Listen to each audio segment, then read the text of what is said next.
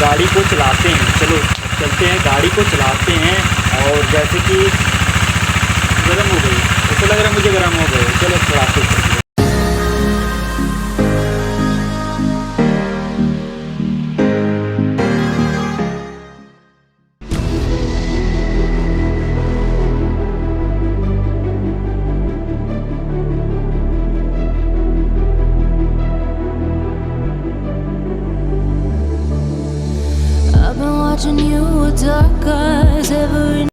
Hello guys, कैसा आप सब? होप करता हूँ कि आप सभी को बढ़िया होंगी। मैं बढ़िया। और आज मैं कुछ ऐसे चीज़ बताने वाला हूँ कि आप लोग को मतलब समझ रहे हो ना। मैं अगर हमारे चैनल में आप लोग अगर न्यू हो तो सब्सक्राइब कर लो। और चैनल का नाम तो पता आप लोगों को, राइड ब्लॉग्स। और आज कुछ गाड़ी का कुछ ऐसे मतलब कि बेसिक नॉलेज आज हम लोग देखेंगे और कुछ सीखेंगे। और मैं कुछ आप लोगों को नॉलेज भी दूंगा। तो यार, तो चलो चलते हैं बाहर की तरफ।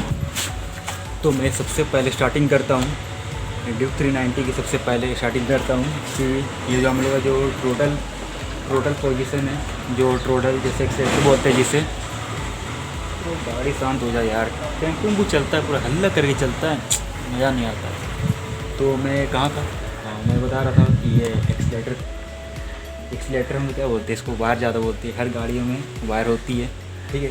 तो ड्यूक 390 में मतलब कि जितने भी कि जब टोटल का कोई भी वायर नहीं कनेक्शन होता है, बस यहाँ पर एक सेंसर होता है। वो सेंसर तो सेंस करता है। उसके बाद में उसका जहाँ पर बटरफ्लाई, जहाँ पर हम लोग बोलते हैं कार्बोरेटर, इसको तो नहीं बोल सकते हैं क्योंकि ये फ्यूल इंजेक्टर वाली बाइक है। तो फ्यूल इंजेक्टर वाली बाइक में हम लोग इसमें बोलते हैं, हम लोग टोटल बॉडी बोलते हैं। जैसे टोटल बॉडी जिसमें कि फ्यूल इंजेक्टर उसमें लगा हुआ रहता है और एयर फिल्टर का कनेक्शन देता है डायरेक्ट, मतलब एक पाइप की तरह ही होता है। और कार्बोरेटर में ऑटोमेटिक सिस्टम होता है कि वो अपने से ही मतलब उसको एक बार सेट कर दी पर इसमें ECU लगा होता है। तो ECU से सब कुछ उसको सेंस करता है। इसका मैप बताता है कि हमको कहाँ पर कितना एयर फ्यूल मिक्सर करना है और कितना जगह में कितना एयर लेना है। तो ऐसा होता है कुछ अच्छा। और ये चीज़ से मुझे बहुत अच्छा लगा कि इसमें एक ऐसी चीज़ दिया है कि फ्यूचर में बहुत ही मतलब एडवांस चीज़ दे दी है इसको, जो सेंस करके जो इसका जो पोजीशन सेंसरिंग है वो बहुत तगड़ा मिलता है। ये हो गई फर्स्ट। अब मैं सेकंड बात करने वाला हूँ। मैं सेकंड बात क्या करने वाला हूँ, थोड़ा कन्फ्यूज हो जाता है कभी ज़्यादा नहीं। तो चलो सेकंड की तरफ चलते हैं। सबसे पहला आता है मोटरसाइकिल में आता है। मोटरसाइकिल में आता है, यहाँ पर देख सकते हो कि ऊपर में लिखा हुआ है ABS लिखा हुआ है, ठीक है। तो यहाँ ऑफ कर देंगे तो ABS पूरी बंद हो जाएगी हमारी। और सेकंड है कि अगर रोड है तो रोड पे दोनों ABS वर्क करेगी हम लोग की। और थर्ड में आता है सुपर मोटो मोड आता है। तो सुपर मोटो मोड में ये है कि आपका जो रियल ABS आपका फ्री कर देगा और फ्रंट का ABS आपका पूरा वर्क करेगा। वो होता है जब ज़्यादातर ये होता है आप कहीं अगर स्टैंड कर रहे हो, ये सब चीज़ों में ये सुपर मोटो मोड काम आता है। और तो मैं अब बात करने वाला हूँ इस ABS के बारे में। ABS सेंसर प्लस ABS का ये जो भी इसमें अपना डिटेक्ट करता है। तो ये जो ABS की जो होती है, ये जो पूरा लाइनिंग ये पूरा क्लीन होनी चाहिए। सेंस कर ले यार, कैमरा भी आजकल सेंस करता है। तो ये वाली जितनी भी है कड़ कर इसको मतलब ये भी क्लीन रहनी चाहिए, तभी ये सेंस कर पाएगी ये सेंसर। नहीं तो फिर अगर इसमें अगर कचड़े भर जाएंगे तो ये सेंस नहीं कर पाएगी और आपका कभी भी एक्सीडेंट हो सकता है। तो इससे बचने के लिए आपको ये तो क्लीन करना ही पड़ेगा, चाहे गाड़ी आपकी जितनी भी गंदी रहे, पर जान तो इसमें रहती है। क्योंकि ये चेक कराना है व्हील स्टॉप हुई है या रिलीज़ हुई है, बस इसी को पता रहता है। तो यही है आगे पीछे कि मोबाइल होल्डर लगाया है, मतलब ज़्यादा इसका नहीं है, मतलब प्राइस ऑनलाइन इसको मतलब परचेज़ किया था तो बहुत पहले से ही मैं परचेज़ किया था। तो जब गाड़ी लेने से पहले परचेज़ कर लिया था तो बहुत ही अच्छा है, मतलब कि 400 आसपास में, 400 या 350 के आसपास में ये मिल जाता है। बहुत ही अच्छा है। यहाँ से इसका वायरिंग किया हुआ है और यहाँ से आप लोग, अरे भाई ये तो मेरा मिस हो गया यार, यहाँ पर एक स्लॉट एक ढक्कन रहता है जिससे हम लोग इसको ब्लॉक करते हैं। देख रहे हो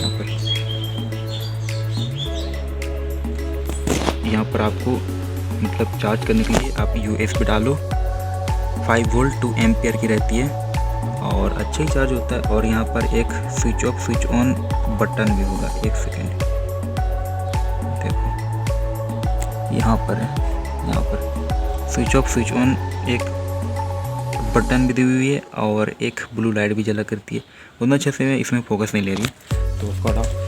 और यहाँ पर अच्छा से माउंट हो जाता है मोबाइल। और इसकी वायर जो लगी हुई है, मैं एक बात आप लोगों को पूरा अच्छा से मैं फाइनल कर देता हूँ कि जब भी अगर इसको लगाओ, ठीक है, ऐसे करके लाओगे, ठीक है, ला तो दिए, यहाँ बैटरी में तुम लोग बैटरी में फिक्स करना पड़ता है और इसका अदर जगह से कहीं लगा नहीं सकते। अगर लगाएंगे तो कहीं से भी शॉर्ट सर्किट हो सकता है, क्योंकि सबका वोल्ट, सबका चीज़ सप्लाई सही से किया गया है। ECU से पूरा डिटेक्ट करके और इसका फ्यूज़ से लेकर के सब कुछ सही लगा हुआ है, इसलिए हम लोग उसको कनेक्ट नहीं कर सकते हैं। ये जो चार्जर वाली, उसका हम लोग कल कर सकते हैं, तो कल अपनी बैटरी से कर सकते हैं। तो ध्यान रखिए गाइस कि जब भी अगर बैटरी से आप अगर कनेक्ट किए हो, तो जब आपको ज़रूरत पड़े, जब आपको चार्ज करने की जब ज़रूरत पड़े, तभी मतलब उस पर आप मतलब जो माइनस वाला उसको आप लगा के रखो और जो प्लस है, प्लस को आप निकाल के रखो। उसका जो वायर होती है, प्लस वाली वायर आप निकाल करके रखना, नहीं तो इसमें बहुत बड़ी समस्या आ जाएगी। मतलब समझ रहे हो गाड़ी, मतलब कि अगर कहीं से अगर शॉर्ट सर्किट हुआ तो चाहे मान के चलो मैं यहाँ से मैं लेता हूँ, ठीक, यहाँ पर से यही है मेरी ये जो चार्जर वाली, ठीक है, तो मैं अगर यहीं से लेता हूँ, ठीक है, या अगर यहाँ से मेरे को शॉर्ट सर्किट हो गई और अर्थिंग तो सब जगह है, ठीक है, अर्थिंग तो पूरा गाड़ी में है, पर अगर जो प्लस है इसमें अगर इस वाला चीज़ में सट जाएगी तो इसकी भी ग्राफिक्स ख़त्म कर देगी, ये सब ख़त्म कर देगी, क्योंकि एक तरह से पूरा राख कर देती है, पूरा सेंसर पूरा ख़त्म कर रही है। तो आप लोग को जब ज़रूरत पड़ता है तभी उसको आप लोग नट से उसको माउंट कर दो, अच्छे से फिक्स कर दो। जब अगर ज़रूरत नहीं है, अगर रात भर आप गाड़ी खड़ा कर रहे हो तो उस टाइम आप खोल के रख सकते हो, क्योंकि बैटरी का चीज़ है और उसमें जान रहे हो एम्पेयर भी ज़्यादा होता है, 9-10 एम्पेयर होता है, वो उड़ा देती है बहुत जल्दी। इस बात को ध्यान रखो और सेफ, ताकि ये जो चार्जर वाली है एक माइनस में आप लगा के रखे रहो, उसमें आपको कोई इतना प्रॉब्लम्स नहीं होगा। पर ये जो मेन होती है, जब आपको ज़रूरत पड़े, जब आपको लगता है कि चार्ज करना हो, तभी आपको इसमें मतलब अटैच करना है। अगर ये चीज़ को छोड़ देते हो तो उसमें पावर एनी टाइम जाते रहेगा। और स्विच भी कितनी काम करेगी, इसमें स्विच की केवल छोटी सी किट होती है, इतनी छोटी सी किट होती है कि कभी भी शॉर्ट सर्किट में एक दूसरे से टच हो जाएगी, उसके बाद अंदर से शॉर्ट सर्किट हो जाएगी तो आपको पूरी गाड़ी बर्बाद हो सकती है। मतलब देख लो इतनी लंबी वायरिंग यहाँ से यहाँ गई हुई है और प्लस यहाँ फ्यूल टैंक लग करके आई है, तो है ही मतलब कि कुछ भी हो सकता है गाड़ी में, कुछ भी, समझ जाओ। और ये बाइक मतलब एक जगह से वायरिंग नहीं हुई, सब जगह से वायरिंग लगी हुई है। तो मैं यही कहना चाहता हूँ कि यार ऐसे कभी गलती मत करो, क्योंकि सब अलग अलग प्रकार के यहाँ पर से अपने भी जो भी ECU से, मतलब ECU बाद में आता है, सबसे पहले आता है हम लोग फ्यूज बॉक्स आता है। फ्यूज बॉक्स मैं यहाँ से खोलने का प्रयास करता हूँ कि फ्यूज बॉक्स का कंडीशन क्या है। तो कुछ यहाँ पर बजाज की क्यों देते हैं, बजाज की किट देते हैं जो भी हम लोग का एक्सीडेंट होता है उस टाइम।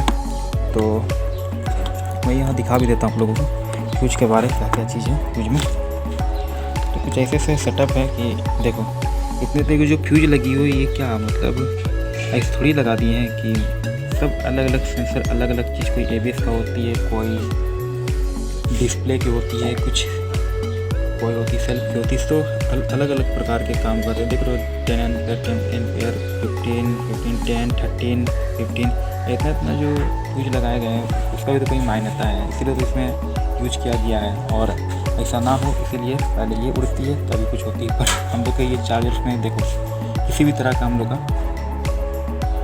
फ्यूज नहीं लगी हुई, तो ये डायरेक्ट कनेक्शन है, तो डायरेक्ट कनेक्शन करनी भी नहीं चाहिए। तो जितने भी Duke 390 में ये जो कर रहे हैं तो सब तो ऐसा ही सेटअप किए, जितना भी मैं ऑलरेडी मैं सब वीडियो देख चुका हूँ, तो सब वीडियो में ऐसे ही आप लोग सेटअप किए हो, तो इसको ध्यान रखें। ऐसे सेटअप किए, ये बहुत बढ़िया है, मैं गलत नहीं बोल रहा हूँ, और ये बहुत बढ़िया है। पर इसको मतलब बस के फॉलो करना, जब ज़रूरत पड़ेगा तभी आप यूज कर सकते हो, ये सबसे मेन चीज़, बेसिक चीज़ भाई, इससे सब जान की खतरा हो सकता है। चलो बाय।